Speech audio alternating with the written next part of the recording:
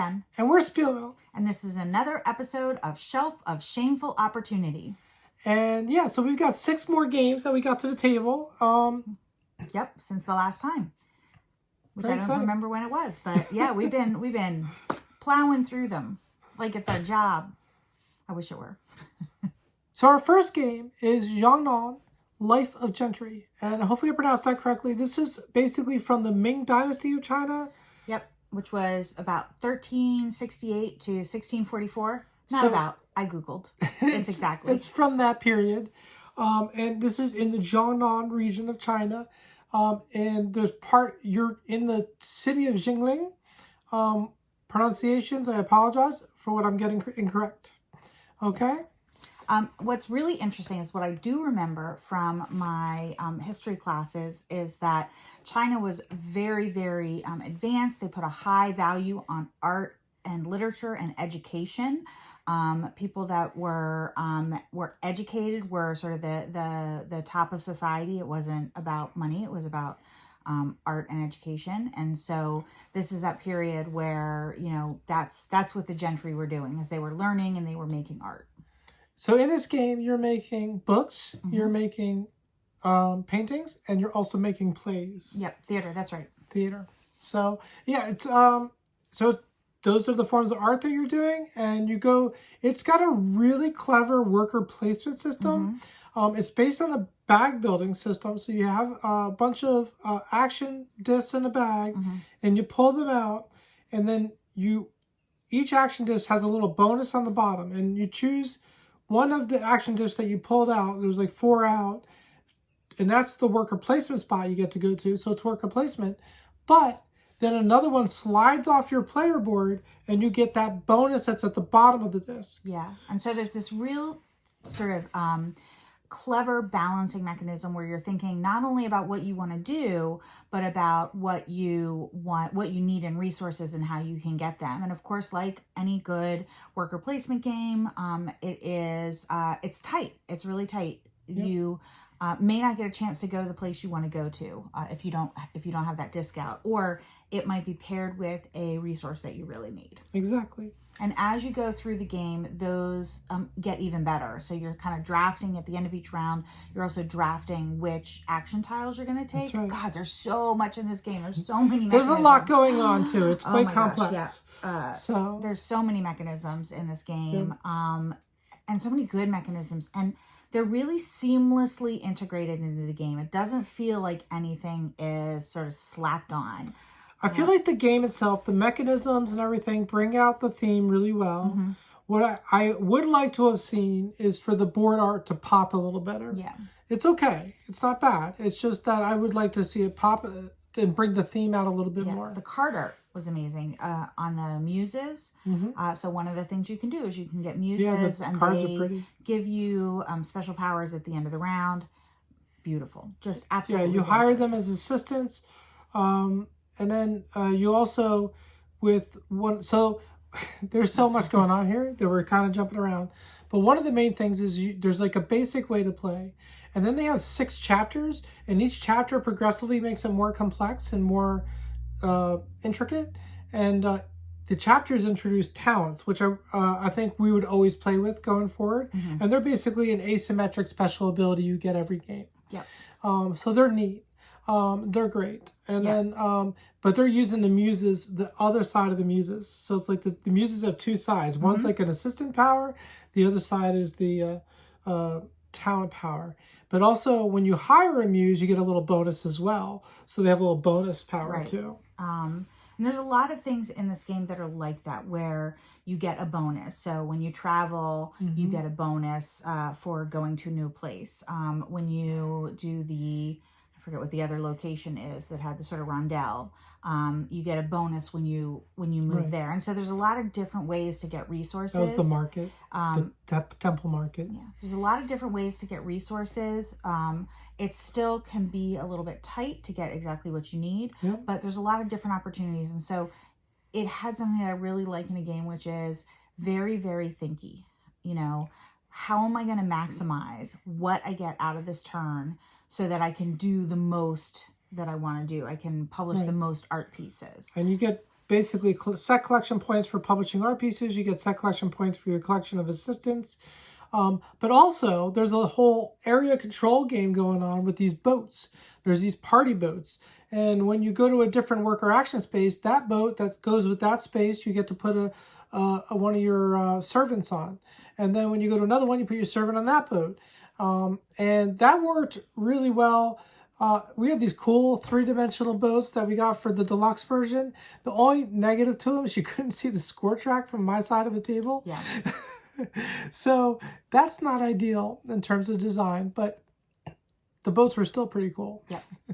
So anyway, there has a whole area control element with those boats, and that area control element controls final game scoring in multiple ways. There's also during game scoring, and because every round you draft a different token off a boat, and that goes into the during the game scoring, which happens at the end of rounds 2, 4, and 6. Mm-hmm.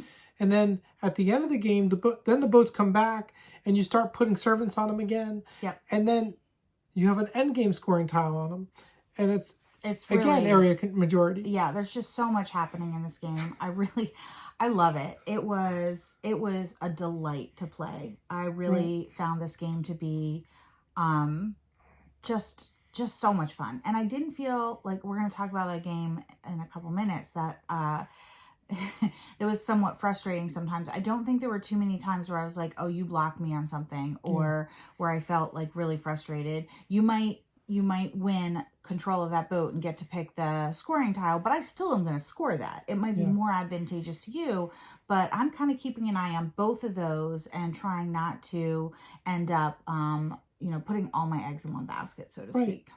So another important element with this game that I do want to bring up is that the chapters, which is kind of like a mini campaign, which is weird for a Euro game, but the chapters introduce an advanced scoring, and we did not like the advanced scoring. And there was really one specific reason.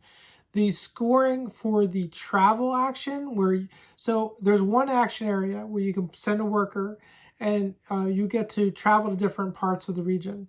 And each part of the region has like a mountain symbol, and you get points at the end of the game per mountain symbol, and possibly during the game, depending on what was drafted from the boats. But the trick was the advanced scoring made it an N plus N or plus N thing. So like if you had 1, you got 1 point. If you had 2, you got 3 points. If you had 3, you got 6 points. If you had 4, you got 10 points. But once you got to 10, it was like 40 points or something. I forget exactly, but I'm not doing the math right now. But the point is that it really added up, and you had a potential of getting 10 of those symbols. Whereas assistant scoring, which seemed like it should be more important, was squared, which is really good, but the most you could get out of it was 25 points. Right. Because the odds of you getting more than 5 assistants are extremely low. Yeah, it just way overpowered that one action. And I guess it gave you no choice. You either had to compete there or lose the game. And I did not realize that, so I lost the game, which was frustrating, but not that big of a deal. But I don't like it because it forces your hand. I don't like to have something that is so overpowered that you have only one choice. Right.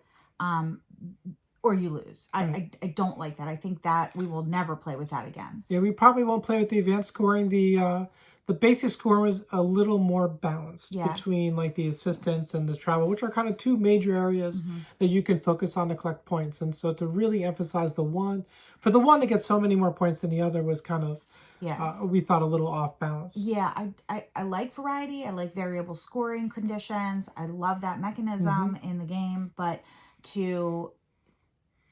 it broke it, I thought. Right. But I love this game. It was really fun. It was really interesting. It was really intricate and complex. So it's not for you if you don't like complex games. It's definitely a keeper in our collection. Oh, such a keeper. And it's another great art game. Yeah, it really is. Amazing story, or amazing theme to it. Love that it's not another like, hey, let's trade goods. This is about creating art. I love the fact that it's historic. It's about this the Ming Dynasty. It's true to the period. It makes sense. It's not just made up or random. It's just lovely, wonderful game. Yep, very good A+. game. So anyway, that's Jiangnan, Life of Gentry. So that's a thumbs up from us. Top 100 game for sure. So after Jiangnan, we played Distilled. Yes. Now we played this online previously in the development phase before it was... Right, as a playtest. Yeah, as a playtest before it was released on Kickstarter. So there have been some changes since we playtested it, but there were some similarities too. And so we love the game. We love the theme a lot. So we love the game. I think it's got really good elements. There's a couple things I don't love, but I like everything in the end. Yeah. I really like this game a lot. Yeah. The theme does a lot to carry it, but I still really like the mechanisms. I think it's fun. I think, you know, gathering ingredients to make something, getting equipment to make it better, or hiring people reminds me a little bit of Brew Crafters. There's a lot of similar mechanisms, which makes sense. It's on theme, right? But I really enjoyed it, and I enjoy the fact that there are so many different places around the world with different types of distilled alcohol, and they're represented in the game. Yeah, Brew Crafters is a worker placement game. This is more, obviously, it's like got a little bit of sort of deck building. Or really, I don't know what you call it exactly, but you build a deck that's your ingredient pool. You do that every round, but it's not like you carry it over from round to round. Right. It's more based on, you know, each round is you go until somebody passes because they have no more actions they can take. They don't have any money left. They don't have any free actions left. You know, they've done everything they can do. So that's sort of how a round goes. And it's got a push your luck element, because what you do is you make your batch of ingredients for your liquor that you're distilling, and then you take off the heads and tails, which mimics the distilling process. So thematically, it makes a lot of sense. But after you take off your heads and tails, you might have taken out an essential ingredient. So maybe you're trying to make gin, and you need 2 sugars, 2 of a certain kind of sugar, and only one of them ends up staying because you pulled the 2 cards you pulled out. And this happened to me where both the cards I pulled off were my sugars that I needed for my signature drink, because you have a signature drink you can make, and that kind of burned me pretty bad. Right. You end up just making like a moonshine or something else, but not the drink that you had to make to fulfill your goal. So you can offset it by having enough sugar to overcome that, but I just didn't have enough resources to get enough sugar to overcome that. So I had as many as you could possibly add. The odds of me getting burned in that were so low, but I still got burnt. Yeah, and if you pull out your signature ingredient, you're not going to be able to do it, so you can't really wait till the last round to do that. So I have mixed feelings about the mechanic, because I find it can burn you pretty bad, and I feel that kind of, because it's a longer game, so it's not a super short game. It's not a long game, but it's long enough that that kind of affects your experience. Yeah. I never got burned by it, so it didn't bother me. I suspect had I been burned by it, I would be sitting here saying that I didn't like that mechanic. Yeah, I liked it thematically, just didn't love it mechanically as much. Because I can imagine where you could have a game where the odds just aren't in your favor, and literally every time you get burned by that. And like you said, there are ways to mitigate against it. You can get extra sugars, which is kind of what I was doing every time, is getting extra. Yeah, and I usually did that, but sometimes you can only afford so much. Right. So I can see how that could be punishing. But in general, I loved the game. I had a great experience with it. I think we were pretty evenly split on the turns. I liked the expansion. Which I brought Africa and Middle East liquors in. I actually kind of wish it was part of the base game, because what you end up with is a bunch of recipe cards, and the recipe cards determine which liquors you can make in a game. And now 2/3 of our recipe cards don't have any of the Africa or Middle East liquors on them, because they're from the base game. Right. So you have, if you want to use Africa and Middle East, you have to use one of the recipe cards. I just wish all the recipe cards had a mix. Yeah. And that brings variability. I will say that, though, the different recipe cards, so you're not going to be making the same thing every turn, every game. The equipment that you can buy, the brewer, you start off with a head brewer or distiller, I guess it would be, and they all have a special power.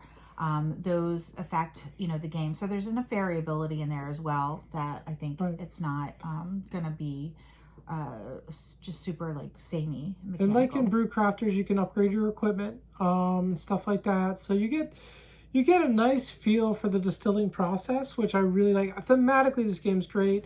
I thought that the playmat added to the table presence. We didn't really talk about it with Jiangnan, but Jiangnan generally has great table presence. I feel like Distilled had less so because it's mostly cards everywhere, which is not as much of table presence. Yeah. But it worked pretty well, especially with the playmat. The art is nice, though. The art is nice, yeah. You're covering some of it, but it is very nice and thematic. Yeah, I really love this game. For me, like I said, we played it online, so it wasn't a surprise. It wasn't a complete unknown. We hadn't played the physical copy yet, or the final form. I actually liked the slightly more complicated version that we played online, but it's still kind of broken at the time, so it didn't work. Yeah. Its popularity I started getting now because it's a little more intro than we remembered. Yes. That being said, I really, really love this game. The theme carries it for me.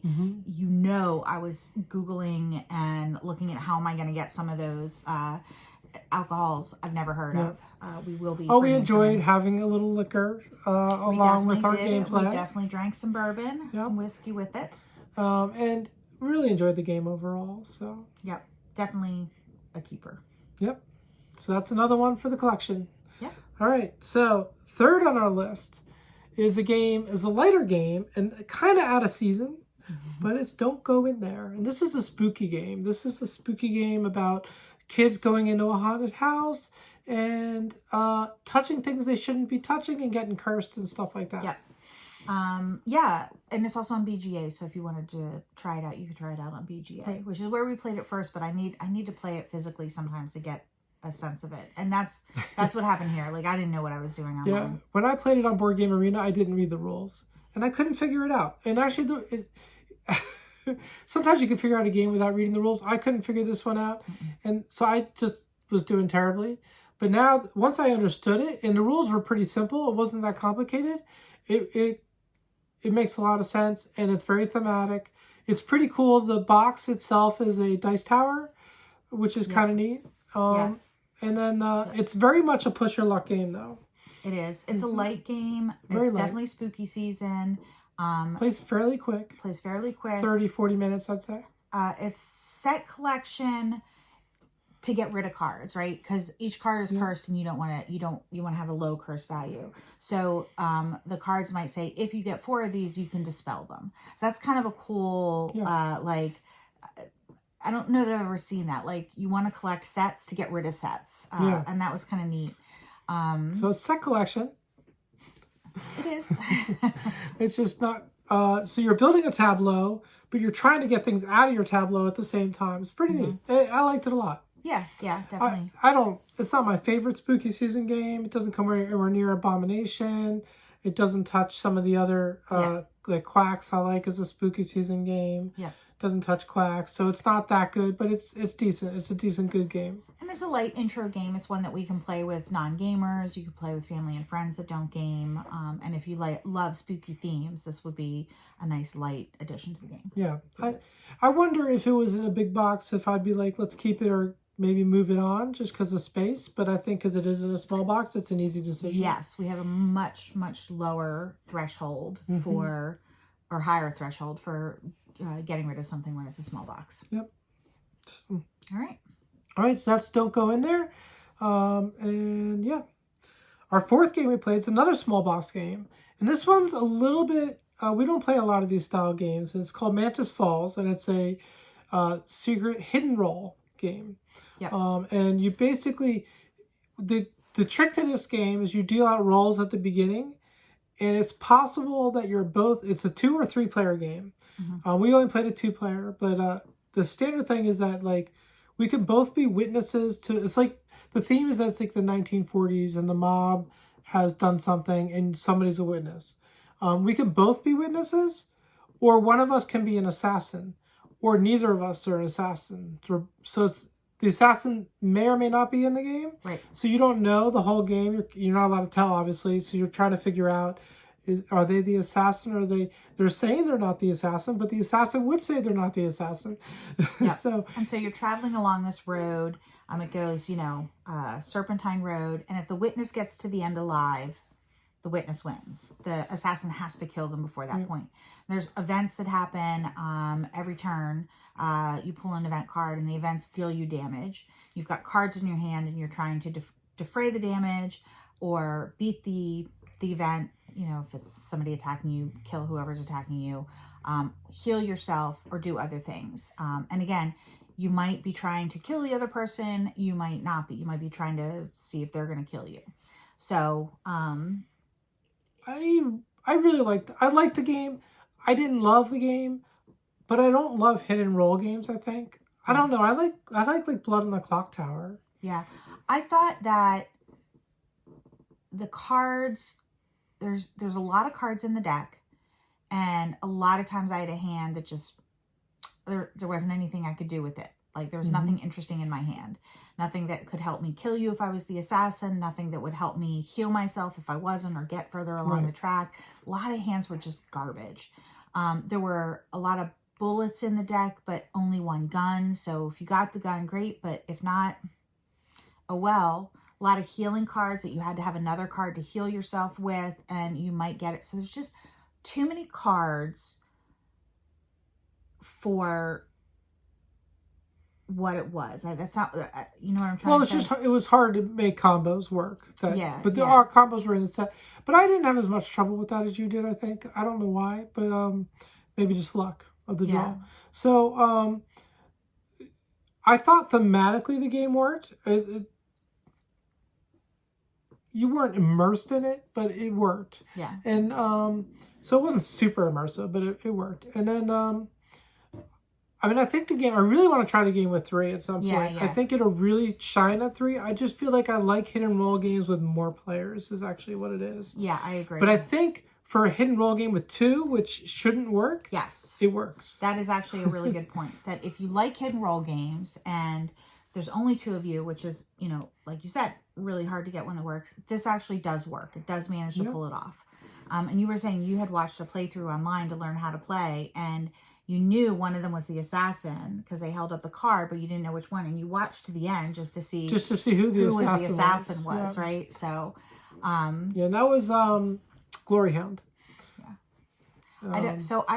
Overall, it's a fine game. Like you said, it's a small box game, so we'll probably keep it. I'm not sure how much play it's going to get. We'll try it with 3 people. Yeah, we'll try with 3 people. It's a small game, so it's got a higher threshold to get rid of it. And it's not like I didn't enjoy it. I did. We had one game that sort of bombed, where although you misplayed a card. But I was still like, even though I misplayed that card, even had I played it correctly and lived, I was still close to mortally wounded. I don't think I would have made it to the end of the game. Right. So, well, anyway, I think it's a good game. We're keeping it, but it is sort of on the bubble a little bit. Yep. So that's Mantis Falls. Yep. And our next game. So after playing Distilled, we're like, let's play all the rest of our shelf of Shameful Opportunity booze games. Yes. So next we broke out On the Rocks. Yes. And On the Rocks is a hard to get game. It's out of print. We backed the Kickstarter, so we have it. It's basically a simple potion explosion with a really well done cocktail theme. Yeah, so basically you pull cards. You have 4 cocktail recipe cards in front of you. The ingredients are marbles, and you have to get the marbles to fill those drink orders. The marble mechanism is probably the most interesting part about it. Is you've got 4 bowls around the table, and you roll dice to see how many you draw, how many marbles you draw, and then you drop them Mancala style in the bowls around the table, and then you pick which bowl you're going to take. So you have some control over the ingredients, and I thought that was really clever and worked really well. The rest of it's pretty basic. Yeah, I think it's a little straightforward. If it wasn't for the theme, I would say boring. Yeah, I would say it's a little touch boring. But we did enjoy it with the theme. And yeah, and there's like the real drinks names. Like one of them was a Rob Roy. And I was like, oh, what's in a Rob Roy? I've heard of that. You know, I have a friend whose nickname was Rob Roy because of the drink. So I went and looked it up, and we'll probably play it with cocktails with friends. And I think it's really simple. So it's a good game to play with cocktails. and it's a good gateway game. Like you could introduce a new game player to this, I think. Yeah. So I think it'd be really good that way, and it would show them the tangible nature of board games and how they can be tangible and pretty and stuff. And the player boards are very pretty. They're multi-layer. The art's really nice, and they control the marbles so they don't roll anywhere. So you have a little space you can just put them while you decide what you're going to do with them. It was I think if it weren't for the theme and the pretty components, it'd be out the door. Yeah. But I think because we do enjoy the theme and because of the components, we're keeping it. Yeah. I mean, not every game has to be complicated. Yep. Many simple games are very fun. Yep. I'm not sure it delivers even as a simple game. That's no Ticket to Ride. Yeah. Yeah. Or Quacks. But again, the theme, lovely components. We'll be able to play it with friends. Again, I'm gonna make a bunch of pictures of cocktails that are in the game, and we can each have samples while we play. So it's gonna be fun. So we're gonna enjoy that. So we'll make the most of it. We'll do next time we have a big group or something, or a group. The right group. We'll do it. Okay, so our last game, another booze game. This one was very complicated. Yes, Dom Pierre. What's the weight on? What's the weight on Dom Pierre? Oh, I've got it open here. Hold on. Yeah. It is a 3.82 on Board Game Geek, so it's complex. It's very complex. It's not like a Lacerda, or maybe the lowest Lacerdas are like a 3.8, so it could be. But it is. First of all, it's got some very clever mechanisms. Yes. And very interesting mechanisms, and at the same time, I think we both kind of agreed that we felt like it could go through one more round of revision. Yeah, it plays like a designer's first game or first fully produced game. Yeah. That went through Kickstarter and didn't quite have enough play testing. There were some things in it that just didn't work. But I mean, they worked. I would say that I wouldn't say they didn't work. Right. I'd say that they needed editing. Could have been more refined. Yeah. That being said, it's a really good game. So the action selection mechanism is super cool. So you've got how many? 6 columns. 6 columns, and you've got a little barrel or a piece. We've got of course, the deluxe. So we've got the double layered. The deluxe is very nice. The base game components are not that nice. And they're okay. You move up in a column and then you do that action. And there's 2 numbers on it. One is the cost and one is the power. And it costs what the equivalent of your lowest pieces. So if you have a piece at 1 and you leave it there the whole game, it never costs more than 1 coin. Not everything costs, but some other critical mechanisms in the game do cost something.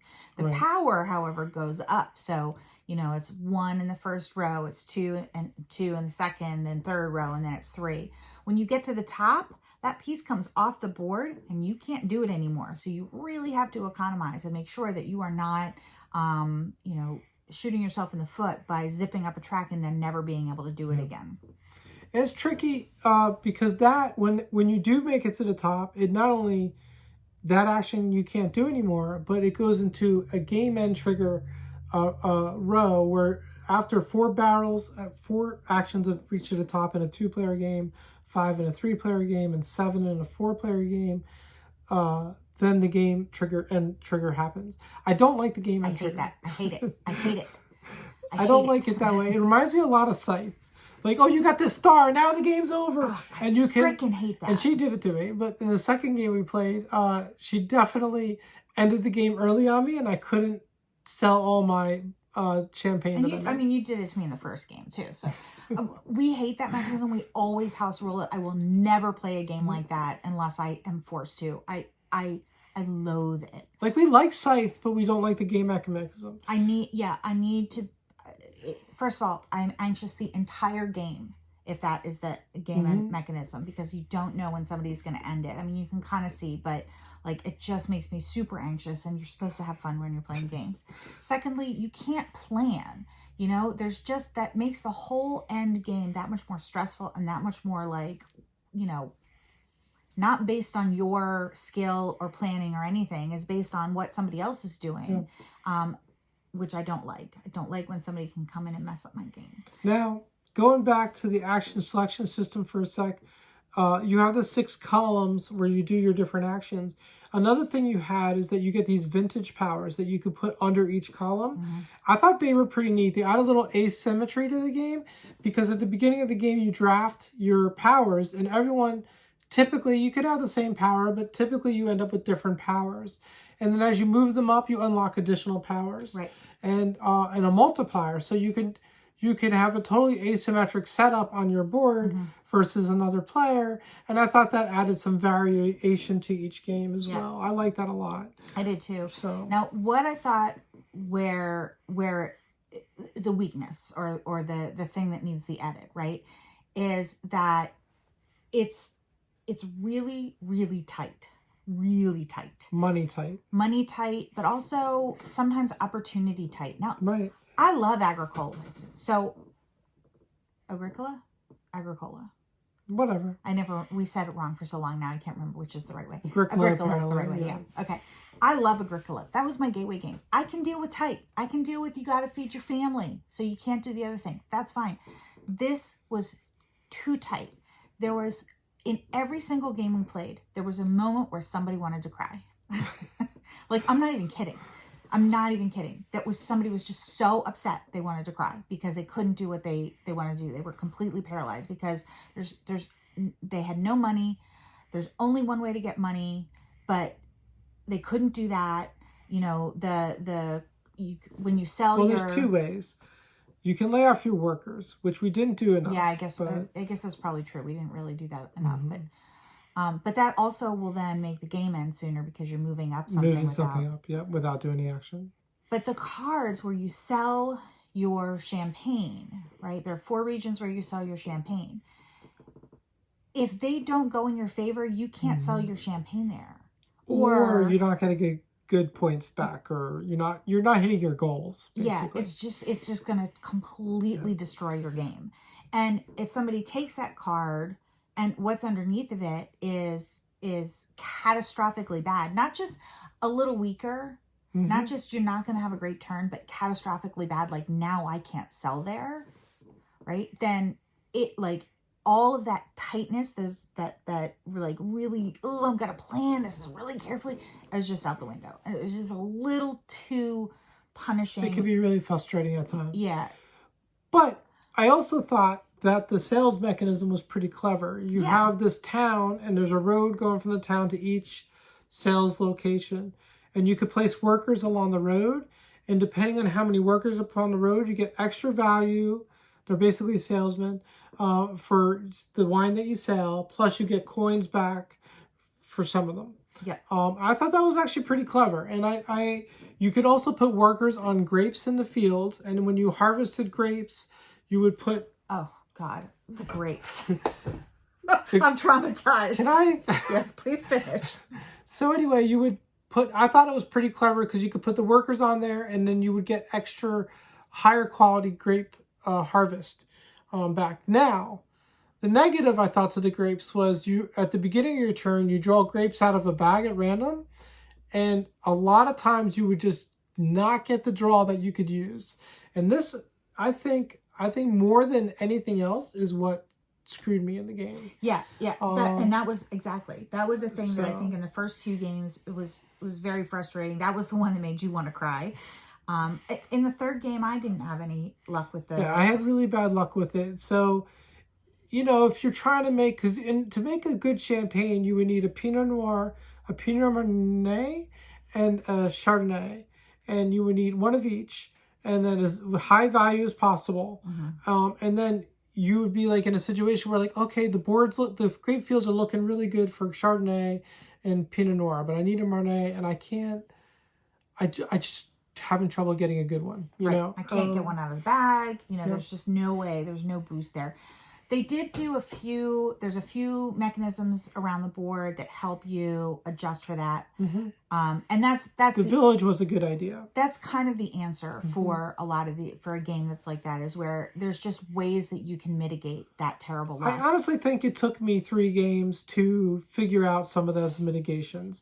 Like, Yeah. I didn't use the village very heavily until that third game. Yeah. In that third game, I used it very heavily. And that made a huge difference in how my game went because I could fill in all those gaps with the village. There's a village action where you can go and there were like 3 or 4 different things you can do. Yeah. And I found that very useful. Yeah. Yeah, definitely. So, I mean, it may be that with more plays, we would, it would click, but it shouldn't take that long to figure it out. So that's why I think it just needed a little bit more editing. That being said, yeah, this sounds really negative, but I really enjoyed the game. It was very clever. It was really fun. It was very thematic. So thematic. So the table presence was solid. Mm-hmm. Very good table presence. Not the best table presence. Not a A++, maybe a B+ on table presence. But lovely. Or an A-. Maybe. Yeah, really, really liked the game when I didn't want to cry. The third game when I was just like, at the beginning, there was a point I was so and that's upset. with the deluxe. But yeah. Yeah. So there were frustrating moments, but it was a very good game. But once I kind of let go of that, I was like, look, let's just have fun. It's a very clever design. I'm going to lose this game horribly, which I did. But just have fun. Make your champagne. I had a lot more fun with it at that point. And there are games like that I always lose. Like my win-loss ratio with you in Bunny Kingdom and Tapestry is like... But I love the games. So I just have to know this is a game I'm never going to win.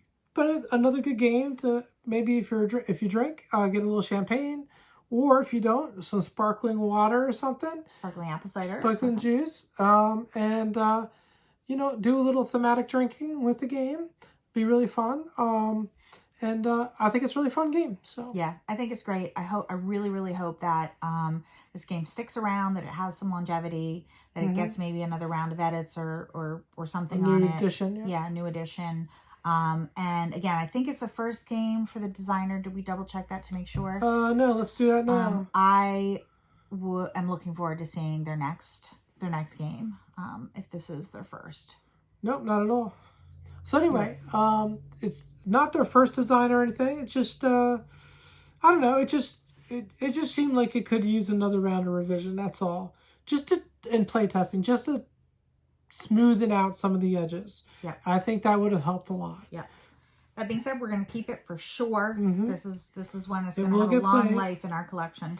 Yep. Whenever we do a booze fest of games or have another party, we can sit here and drink this would require gamers. Like on the rocks, we can involve almost anyone with that game. But this game, definitely, you have to be a board gamer to play. It's very complex. Yeah. So, but anyway, those are our 6 new games that we played over the last couple of weeks. And this video seemed to happen pretty quickly after the last one. So I think we did pretty well. Yeah, and we're already ready where you've got another one set up. And we're going to set one up after we take this all down and keep going. Yeah, as a little peek, we got Flip Town on the small game table. So we're learning that right now. La Granja is going to be set up on the big game table. And we're still playing through Tales for the Red Dragon Inn on the campaign table. Hopefully we can get that off soon because we have a bunch of campaign games to play. Yeah, but I think we're looking at My Island as the next campaign game. So, all right. Well, thanks for watching, everyone. Let us know what you think. If you've played any of the games that we mentioned, let us know what you think in the comments below. Also, if you have any feedback about anything that we might have done wrong, based on what we said, let us know. Otherwise, thanks for visiting, and remember, every day that you game is a holiday.